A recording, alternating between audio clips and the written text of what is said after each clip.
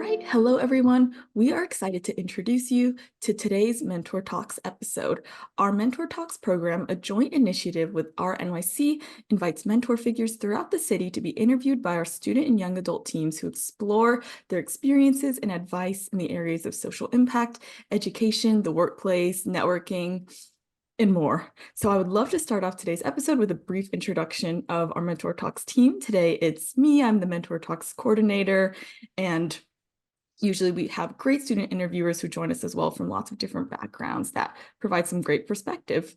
So that can always be a great resource online. And then most importantly, welcome to our podcast. Today, we're honored to have distinguished guest Joyce Moy, who really embodies commitment to financial empowerment, community impact, and has just a great width of experiences that very excited to hear about. So join us today as we explore their insights and the meaningful work they continue to champion. So welcome to the podcast, Joyce. Thank you so much. And would you like to start us off with a brief introduction of your career and work? Well, thank you so much, May. It really is a pleasure to be here. And I must say that I am so heartened when I meet people like yourselves and your student teams to see the wonderful work that you're doing, laying a foundation that is helpful to your peers and to those that follow you. There is nothing more satisfying than to seeing the generations coming up behind us and seeing them taking advantage of all of the opportunities that are available. So a common question that I get has to do with the career I've chosen. And I have to say that I have been very privileged to have worked in a number of different sectors and in fact have branched out in many ways as far as a career is concerned.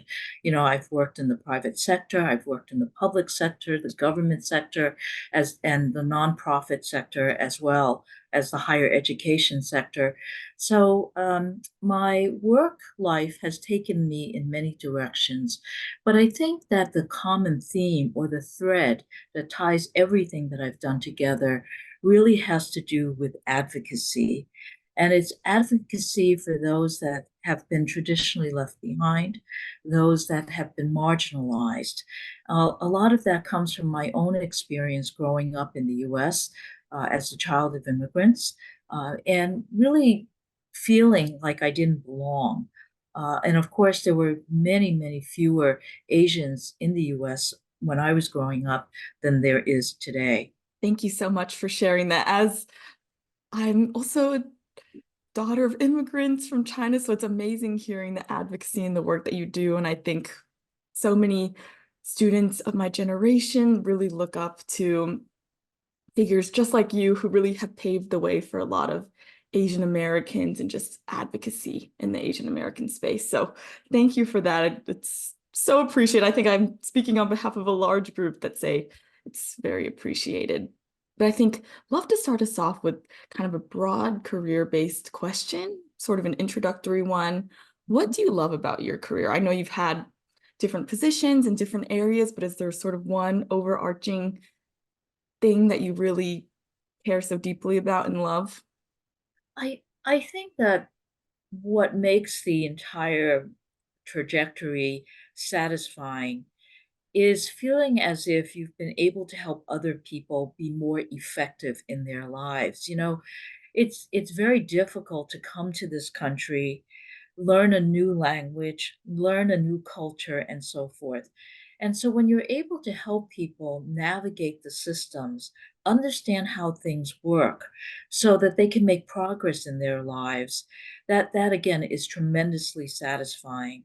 Whether it is a member of an African American community or it's a member of an immigrant community, helping them understand what they can control, where they can look for resources. It can completely change a family's feeling of hopelessness and helplessness to one where they are empowered and able to move forward. That's really wonderful. And I think going back to the beginning of your career when you were in school, what drew you towards this career in the first place? Well, My initial career actually was in law. I practiced law for about 15 years. And frankly, I went to law school to save the world, like a lot of idealistic young people. I saw how my family struggled. I knew that there were many instances in which they were taken advantage of. It was clear to me that their rights were not respected, and that they had no clue what their rights were. And so, as a child, I came home one day on my 11th birthday, and I found that my family had been evicted. As I walked closer to the building in which we lived, I saw furniture all over the street and books and plates and all sorts of personal property, clothing sitting on the sidewalk. My parents did not receive any notice at all that they were being evicted. And as I walked closer to my home, I saw my mother sitting on the couch, and she was just crying and crying. She had my baby brother in her arms, and she was just waiting for my three brothers to come home. And then we set about just putting whatever we could carry into some bags and walking off into the night. And I think at that moment, I vowed that I would never allow something like that to happen to my family again. That no matter what I did, I would have to be effective in this society. And it was funny because I didn't know any lawyers. I never talked to one, never saw one. When I was a little older, I did see folks on TV, Perry Mason and so on. But somehow it got the notion in my head that lawyers could control your fate. So I decided I was going to be a lawyer, even though, again, I had no idea what the career entailed. I didn't know any lawyers. And I just set about that, going for that target. That's amazing. And thank you so much for sharing that story. I think it really is so powerful. And I think starting law school, you were a little more unfamiliar to the space. Do you remember like the major obstacles you faced as someone from your background joining law school or just college in general? Well, I mean, it was so again, I am in my early 70s, and when I was growing up, 105 Chinese were allowed to enter this country on a yearly Mm. basis until after 1965 when the immigration laws changed. But it took about 5 to 10 years for the pipeline to fill before I began to see more people from Asia. And so when I went to college for the first time, fortunately, I think I went to a state university where the folks were more moderate income. They were a lot of first generation college attendees. So on some level, I fit in. But the entire experience was completely new to me. The first time I had ever set foot on the campus was when the term started. It was not a situation such as the ones that my children had, where we visited colleges, we took tours, and we did background, information research and so forth. It was completely. I walked onto the campuses completely blind, and I took 21 credits a semester, not knowing that you shouldn't do that. And I graduated college in 3 years. And when I took the LSATs for law school, I had no idea that there had been a pre-law office on the campus because I worked so much and I took so many courses. I never learned about any of the resources or experiences on the campus. And the night before I was set to take the LSATs, there was a big party in the quad.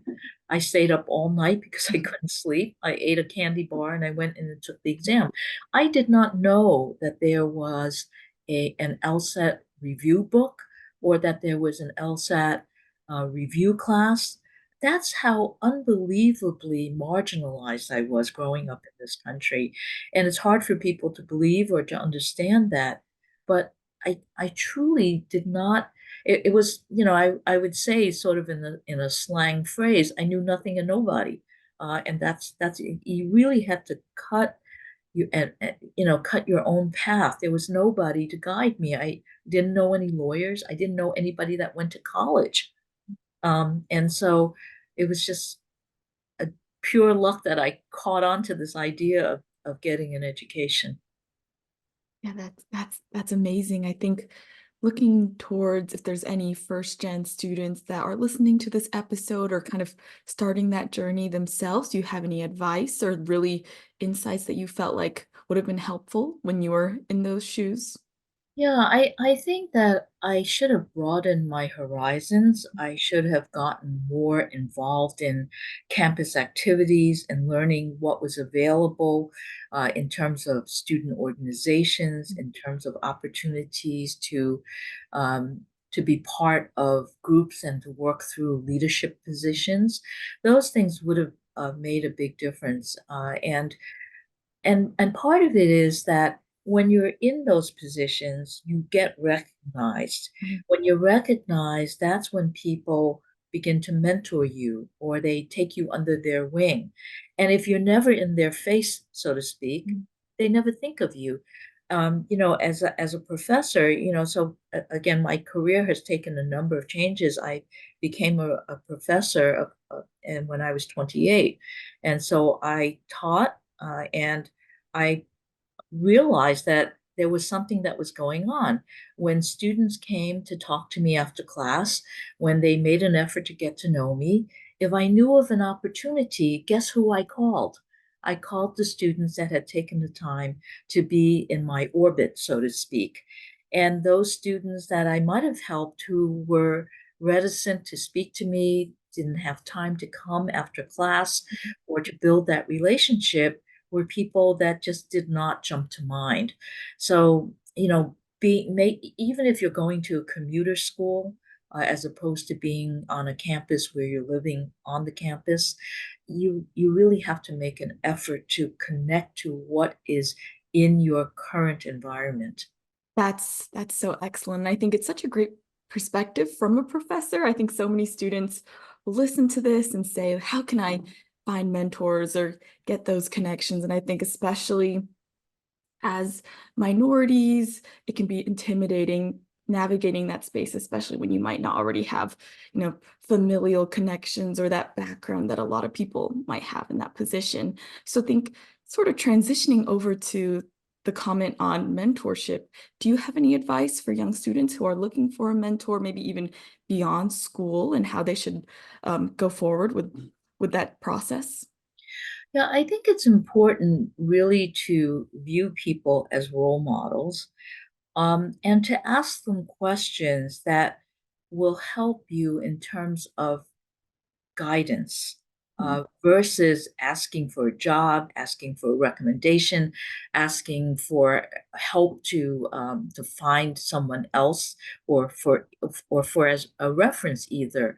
mhm. Even people are very happy to sit down and give you guidance, and then from time to time, that someone will take an interest in you, and then continue to be in your present for you, and so I think that for very young students, for example, high school students, I've often mentioned to them that if they read about someone that they admire or someone who has achieved something that they aspire to, that it might be a great idea to write to that person or email that person to see whether or not they can interview that person, perhaps shadow that person. Mhm.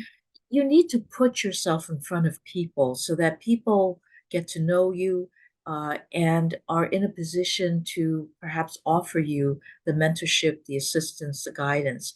And sometimes all you need is one sentence or one person, to make a difference. I know that when I was in law school, for some crazy reason, tax was a topic that really caught my eye, and I worked really hard at it. I took a tax class where we worked on tax issues in the law, and the clinical law professor, who was an expert in taxation, oversaw and supervised our work. But I think he noticed that I looked at things and had a different perspective and approach on a lot of things. It was a situation where he once said to me, Joyce, you really connect dots. I see that you do that. And he says, and you don't just go drill down to the micro, you try to connect it back to a bigger picture. And he said to me, I think that's really quite a skill.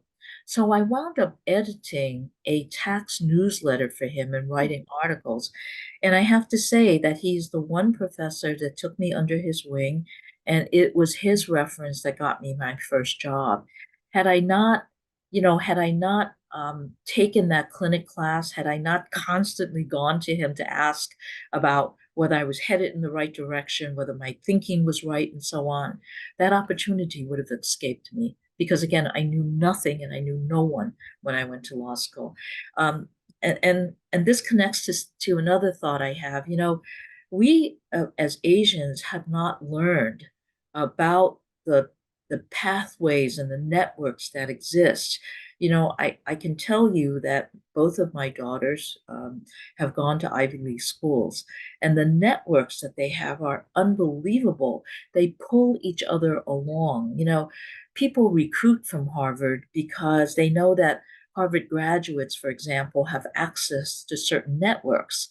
And even if those networks are not major wealthy families that they come from, or strong political families that they come from, they have access to peers that are focused on success because of quote unquote where they went, right? And so we have to understand that, and we need to get ourselves in those places where we want to be. And it does not necessarily have to come from the school you went to. It's entirely possible to get there through affiliation with organizations, with causes, serving in a position like a community board, a school board. That's how you begin to, you know, um, create the opportunities for you to move forward into whatever positions you're looking for.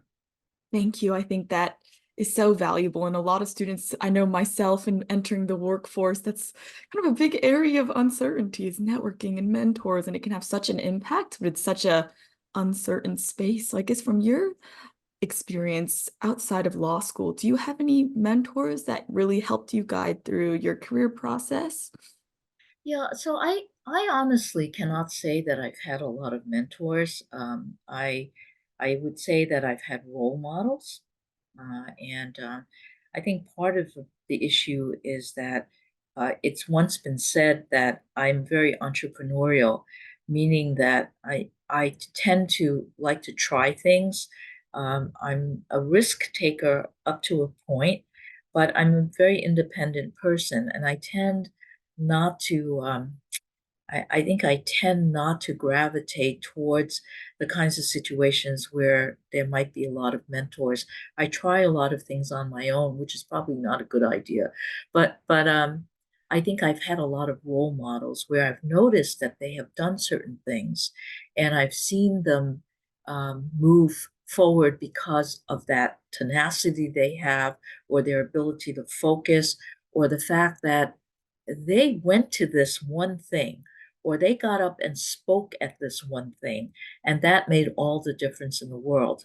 So, for example, when I was a young attorney, I realized that if I was going to try to build a client base, I'd have to get myself out there because, again, I didn't know anybody. And so I offered to speak at the Chamber of Commerce. And the Chamber of Commerce, it's funny to say, is always looking for speakers. They don't find it that easy to find people. And so I offered to do a session on starting your own business for new entrepreneurs. And they took me up on it. And then I had to deliver, obviously, but that's how I started to open the door to business clients, because these people would come in and take the training and go, wow, I think this person really knows what they're talking about. Let me give her a call. So little by little, that's how you built it. But the essence of what happened there was that I, standing alone, had no credibility. I was this young kid that just got out of law school, didn't know anybody, wasn't attached to a giant firm in the beginning, and so on. But you know what? the Chamber of Commerce was willing to put me in front of their membership. I had to be somebody. I had to know something. I had to be, you know, I borrowed the credibility. That's essentially what happened. I borrowed the credibility without understanding that early on of the Chamber of Commerce. Since then, I've understood how to leverage the credentials of other organizations and of people who are willing to sponsor me on for various projects. That helps a lot with fundraising. When somebody says, her cause is an amazing cause. Um, I hope that you can support Joyce's cause, for example. And people will, because it's the credibility of the other person. But again, once you do that, you better deliver. You can't take that kind of endorsement, sponsorship, confidence that they've put into you and completely be irresponsible and not deliver. Definitely. I think this brings up a really great question that I've had. I think talking to other students or even young adults starting in the workforce, I think a lot of times, especially minorities, women feel uncomfortable taking up space or feel uncomfortable, taking the stage and voicing their opinions. And of course, it is extremely important. I think those opportunities should always be available, but do you have any advice to young adults that might feel that way, might feel uncertain or imposter syndrome? You mentioned borrowing that credibility. I think there's a lot of, anxiety that goes around navigating that and feeling like your own person and your own brand and strong individual. So do you have any advice regarding that? Yeah, I think that I really do understand the issue of imposter syndrome. I had at one point I had a young lawyer working for me, and he said to me, I Joyce, I feel like an imposter. He came from the Bronx in New York City. The job that he held before he finished college was a shoe salesman. And then when he went to law school, he worked as a doorman at an exclusive building in New York City. It paid well and allowed him to be able to study at night. And then he took the bar and he passed the bar. And he said to me, I don't feel qualified for this job. I'm grateful that you're giving me the chance, but I'm so afraid I'm going to let you down. And I said to him, listen to me. You passed the bar, okay? You have the credential. Now, what you need to do is hunker down and learn what you need in order for you to manage and handle the cases that you have. I said, so you have resources here. You're not standing here alone. You're not trying to figure out where the courthouse is. I'll tell you exactly which door to go in. And these are the kinds of things that happen to people. He happened to be Hispanic. Years later, now he's a professor in teaching law. But it started that way because again, I started off thinking I know nothing and nobody, and it was true. But you know what? I had to learn it. I had to prove it. And so, in terms of women speaking, there is a tendency, both culturally from the Asian culture and also culturally from Western culture, for women not to have a voice, as you said. I can't tell you how many meetings I've been at where people have said, Joyce, you haven't spoken. I'd really like to hear your opinion. And then I'd have to straighten them out and say, I haven't spoken because I'd like to hear what the landscape looks like, what the thoughts of my colleagues are. Now that I've had that opportunity, this is what I have to say. But then you have to say it in an authoritative voice, um, and own it, and then there are times I know when I step in, I'm the first person to make a comment, and there is no doubt in my mind that people are thinking, wow, she's pushy. When a woman speaks up, you're pushy, you're argumentative. But when a man does, he's assertive. And I don't care what anybody tells you. After 50 years of professional career work, I can tell you that that phenomenon still continues. And you have to impress the right people at the right time and don't worry about what everybody else is thinking. Thank you. I think that that's so powerful. I feel like a lot of people, including myself, feel held back by, the stereotypes and like systemic issues that, of course we do not want to be susceptible to, but I think it's just the environment. But I think that's such a good point on confidence and feeling comfortable and just taking that stand, because I think it is just so important. So I really appreciate your insight there. And I think it's been some really great advice and insights into your career and what has molded your career up to now. Could you give a brief description on just the different jobs you went through or positions, community involvements? Sure. So as again, I started in the law for about 15 years. I went into teaching. I was a full-time professor when I was 28. And I gave it up because it didn't give me the satisfaction I wanted in terms of advocacy. So I went back to law practice, and I did that for about another 13 years. But at some point, when I had children, it was just impossible to keep up those 16-hour days, 7 days a week. And so I went back to teaching, and I taught at Cornell Law School. And that was a mistake because I had to commute from New York to Ithaca, and I got snowed in. So after 2 years, I stopped and I went to teach at the City University of New York School of Law. From there, when 9/11 happened, I was asked to step in and to start something called the Small Business Development Center, which is funded by the SBA. And the reason that I was asked to do this is because I had some experience starting business, selling businesses, and so on. And so they asked me to step into this position because if we weren't able to kickstart this program, they were going to give it to another major university in New York City. And so I said, sure, I'd do it for 6 months or a year, and then I'd go back to teaching. And so I became the first Asian American executive director of a regional small business development center. I created a team that spoke English, Spanish, Korean, and 3 dialects of Chinese because it was very apparent to me that the New York City businesses in these communities had been decimated by 9/11 and the downturn in the economy, and there was no help for them. So I did that. And then lo and behold, I wound up being there for 8 years. I was promoted to Director of Economic Development, and I worked with New York City on building businesses and so on. Thereafter, I was called by the Chancellor of the City of New York, asking if I would be interested in the position of Executive Director of the Asian American Asian Research Institute.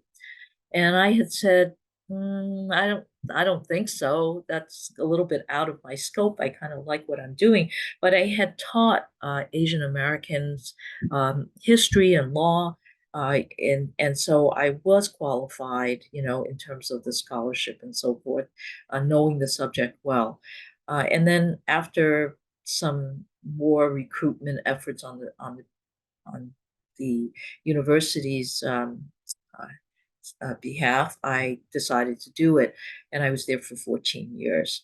And since then, I've stepped out and I have started a company called Fintelligent Strategies, which is focused entirely on working on financial security and building wealth for communities of uh, low income and poor uh, families and individuals. And so that's actually the place in which I'd like to end my career, uh, hopefully 20 years, 30 years from now, and to have some real impact. And so, again, what I want to do is help people uh, get to financial stability, from financial stability to financial security, and to the point where they can build wealth, uh, feel that they can live in their elder years safely, have their needs covered, and perhaps to leave something generationally for the next generations. That's incredible. Thank you so much for sharing. And I think hearing your journey reminded me of this one question. I think you've had so many great positions of leadership and community involvement where you've really had to, as a leader, steer towards social impact and advocacy for your communities. I'd say to any young students who are now experiencing leadership positions or just hope to be in those types of positions when they're older? Do you have any advice on, how to effectively manage and inspire others and really just push forward change? Yeah, so go out there and talk about the issues that really induce the passion that you have, right? The kind convey the passion that you have, help people understand why these causes matter. But the one thing I do want to say is that impact does not have to be huge and gigantic to be effective.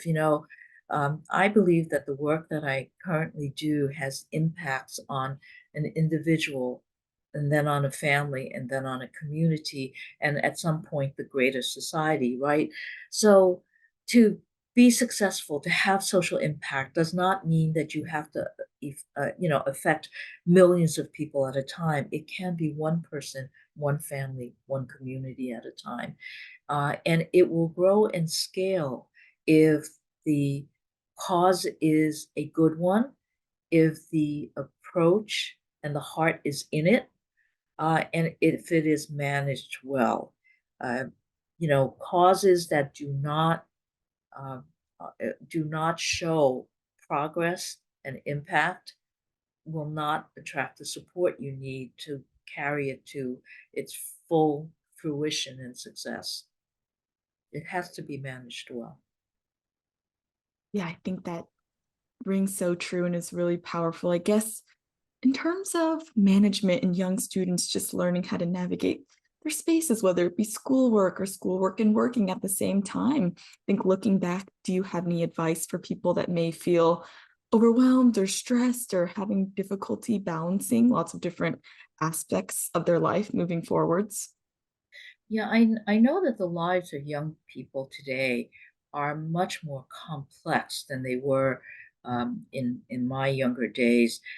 Some of that has to do with social media. Some of that has to do with with the being on 24/7. You're answering text messages, there's Instagram, all of that, and that is constant pressure. You have to learn how to turn it off and walk away from it. The other thing too is, and part of this is my own experience, and part of it is just watching other young people. There is a tremendous amount of pressure from our parents about what we have to accomplish. When I was growing up, the only four careers I ever heard my parents mention were doctor, lawyer, engineer, and accountant. Right? So those are the biggies in the Chinese culture. And I've met a lot of people who have been, for example, there was a lawyer that I met who had gone to Harvard undergrad and then Harvard Law School. He went to work for one of the biggest law firms in the country. He was a really successful corporate lawyer, but what he really wanted to do was write. He had won some prizes for the poetry he did and so on. So he at one day he went home and he had to kind of confront his family, and he told them that he didn't want to practice law anymore, that he what he really wanted to do was write. He had proven that he could do it. He had proven he could make a huge salary and have a prestigious job and go to the Ivy League schools and that all of that. But that's not what he wanted to do. And he said that he was blessed because his grandfather said to him, I don't care what you do as long as you are number one at whatever you do. So, he was released from having to be a lawyer for the rest of his life. But at the same time, there was this extra pressure of having to be the best at what he did. And we have to learn how to manage that and the expectations that our family has. I know when I became a professor, that was a dream come true for my parents. They said, we don't want you to be a lawyer. Being a professor is great. It's like the greatest position. They would worship somebody in a position like that, but it didn't make me happy at the time. It just wasn't right for me because as a young person, I wanted to get out there and fight. But later on, it suited me quite well. I think that's such great insight into, I know there's still a lot of pressure around careers, and you see with things like social media, everything's so connected and there's so many more vehicles for comparison. I think that is super valuable. And I think moving on to one of our final questions, I think you've had some amazing experience in the advocacy and community and entrepreneurship space. How do you see these industries changing or looking in the next 5 or 10 years? I think that the social media is only going to continue to grow.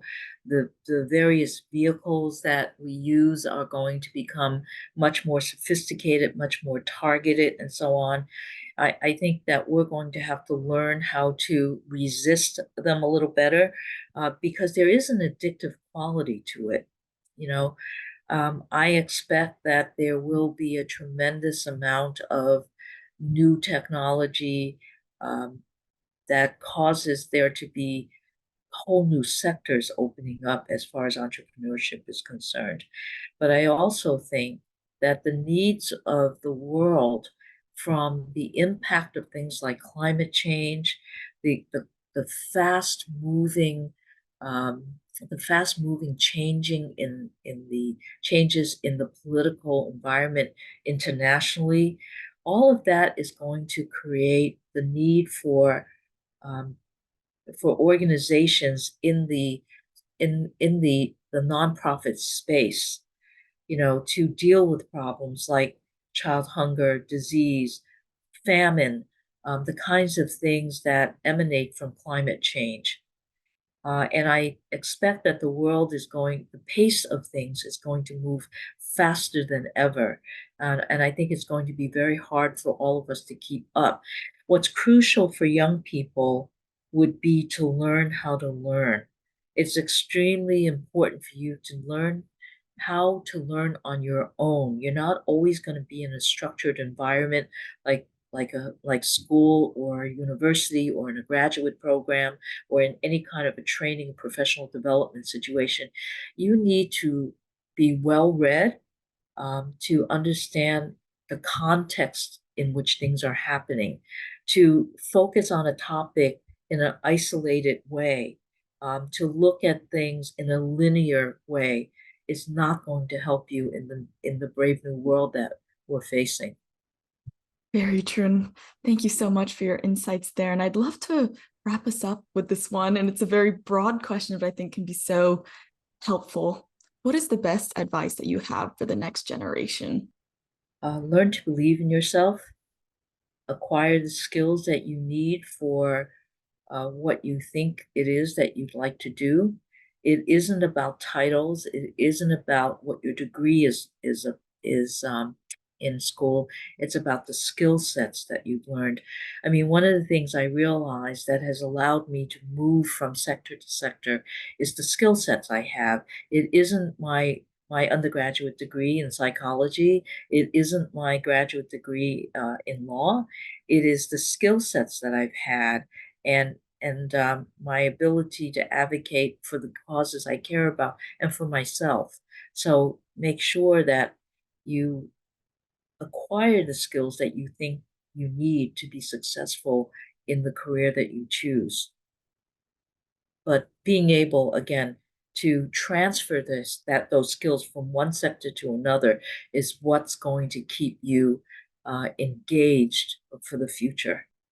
Thank you so much. I can't express how great it was to hear your stories and your insight. And I can imagine how invaluable this will be to the young students and people on their own journeys and navigating the professional and school spaces. And I think it's very inspiring and motivating, especially as a woman or a person of color. And I think it can give great motivation. So I wanted to thank you so much again today. Did you have any last pieces on where to contact you or look into the current work that you're doing?